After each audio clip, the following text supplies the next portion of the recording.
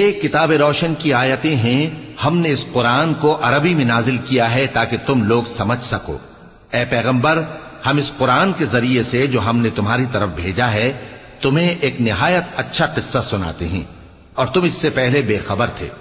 جب یوسف نے اپنے والد سے کہا کہ ابا، میں نے خواب میں 11 ستاروں اور سورج اور چاند کو دیکھا ہے، دیکھتا کیا ہوں کہ وہ مجھے سجدہ کر رہی ہیں۔ انہوں نے کہا کہ بیٹا، اپنے خواب کا ذکر اپنے بھائیوں سے نہ کرنا، نہیں تو وہ تمہارے حق میں کوئی چال چلیں گے۔